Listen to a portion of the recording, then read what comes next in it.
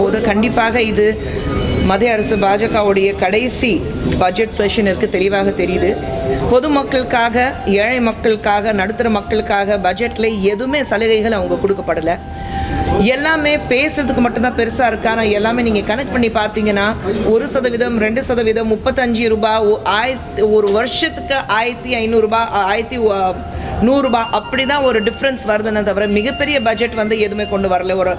ஒரு பெருசாக நாங்கள் பட்ஜெட் கொண்டு வந்திருக்கோம், இதில் எல்லா வகையில் இருக்க மக்கள் வாழ்கிற மக்களுக்கு எல்லா வசதி பண்ணி கொடுத்துருக்கோங்கிறது கிடையாது. பட்ஜெட்டில் முதல்ல வந்து 250 கோடிக்கு மேலே இருக்கிறவங்க பிஸ்னஸ் பண்ணுறவங்களுக்கு 25% நீங்கள் டேக்ஸ் குறைச்சிருக்கீங்க. அதுலேயே தெரியுது மேக்ஸிமம் இன்னைக்கு உங்களுக்கு தேவைப்படுற அத்தனையும் அதானிலேருந்து அம்பானிலேருந்து எத்தனையோ பேர் வந்து எவ்வளோ கோடிக்கணக்கில் பிஸ்னஸ் பண்ணிட்டு இருக்காங்க. So rich are getting rich, poor are getting poor, ஒரே விஷயம் பிஜேபி கவர்மெண்ட்டில் இருக்குது. இதுக்கு முன்னாடி இருக்கிற தேர்தல் இதுலேயும் பார்த்தோம், பட்ஜெட்லேயும் பார்த்தோம், இப்போ இந்த வருஷத்துடைய பட்ஜெட்லேயும் நம்ம பார்த்தோம். அப்புறம் எல்லாமே பார்த்தீங்கன்னா விவசாயிகளுக்காக எதுவுமே பண்ணாமல் இந்த தடவை திடீர்னு ஏந்திரிச்சு நாங்கள் விவசாயிகளுக்கு கொண்டு வந்திருக்கோம், இல்லை ஒரு கஷ்டப்படுற மக்களுக்கு பிலோ பாவர்ட்டி லைன் இருக்கிற மக்களுக்கு நாங்கள் வந்து பண்ணிட்டு இருக்கோம், ஒரு ஜாப் எம்ப்ளாய்மெண்ட்காக எல்லாம் படித்தவங்களுக்கு வந்து வேலை வாய்ப்பு கொடுக்க போகிறோம், அந்த மாதிரி ஒரு பட்ஜெட் கொண்டு வந்திருக்கோம்னா. ஆனால் எதுவுமே கிடையாது. ஒரு ஃபாஸ்ட் சொல்லுவாங்க, கண்ணை துடைக்கிறதுக்காக ஒரு விஷயம் பண்ணுற மாதிரி தான் இந்த பட்ஜெட் இருக்குது. இந்த பட்ஜெட் பண்ணும்போது உங்களுக்கு தேவை இருக்குது, ஒரு டோட்டல் எக்கனாமிஸ்ட் தேவைப்படுது. இதுக்கு முன்னாடி யூபிஏ கவர்மெண்ட் இருக்கும்போது சிதம்பரம் அவர்கள் ஒரு ஃபினான்ஸ் மினிஸ்டராக இருக்கும்போது உங்களுக்கு முன்னாள் பிரதமர் மன்மோகன் சிங் அவர்கள் ஒரு வேர்ல்டு ரினோன், உலகம் எங்கும் எல்லாரும் புகழ் பெற்ற ஒரு எக்கனாமிஸ்ட் நமக்கு பிரதமராக இருந்தார். அதனால தான் அவர் வந்து ஒரு பட்ஜெட் கொண்டு வரும்போது எல்லாமே எல்லா தரப்பில் வாழ்கிற மக்களுக்கு வசதி பண்ணுற மாதிரி பட்ஜெட்ஸ் இருந்தது.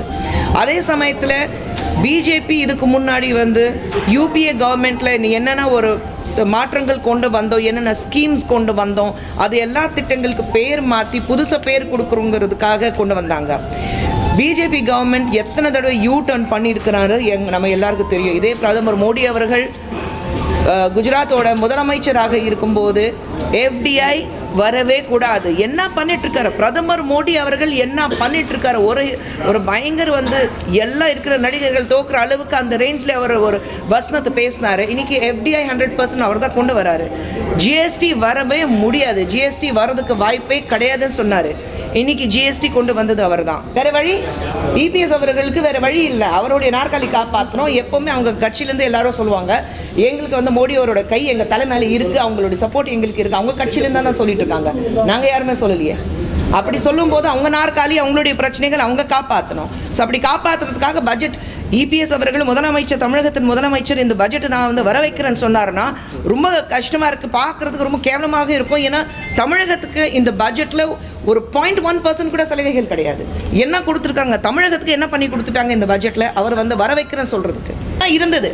ஆனால் இப்போ அவ்வளோ கம்மியாக இருக்குது கச்சா எண்ணெய். ஆனால் இப்போது நீங்கள் வந்து ஒவ்வொரு மாநிலத்தில் பார்த்தீங்கன்னா 73 ரூபாய் ஸ்லோலி கடந்த 3 மாதத்தில் நீங்கள் பாருங்கள், தினமும் ஒரு 5 பைசா, 8 பைசா, 6 பைசா அப்படி ஏற்றி நீங்கள் கிட்டத்தட்ட ஒரு 75 ரூபாய் இருக்குது. அப்படி இருக்கும்போது ஏன் பெட்ரோல் அண்ட் டீசல் மட்டும் ஜிஎஸ்டிக்கு கீழே எடுக்க வர மாட்டேங்கிறாங்க? அதுக்கு மட்டும் கவர்மெண்ட் ஏன் தயங்குது, ஏன் பாஜக தயங்குது? அதுக்கு எல்லாமே ஜிஎஸ்டிக்கு கீழே இருக்குல்ல. இதான் சொன்னேன், எல்லாமே யூட்டன். ஆதார் கார்டு இருக்கும்போது மோடி அவர்கள் வந்து ஆதார் கார்டு இருக்கக்கூடாது, இது எல்லாமே எதிர்ப்பு தெரிய வச்சாங்க. இதே மோடி அவர்கள் அவ்வளோ பேசியிருக்கிறாரு. ஆனால் இன்னைக்கு ஆதார் கார்டு இல்லைன்னா உங்களுக்கு பாஸ்போர்ட் கூட தேவையில்லை, நாங்கள் ஆதார் கார்டு தான் பேசுவோம்னா சொல்லுது. ஸோ எல்லாமே வந்து யூட்டன் பண்ணுறதுக்கு தான் இந்த கவர்மெண்ட் இருக்குது. இந்த கவர்மெண்ட்டோட யூட்டன் என்ன இருக்குன்னு அவங்களுக்கு 2019 தெரிய வந்துடும்.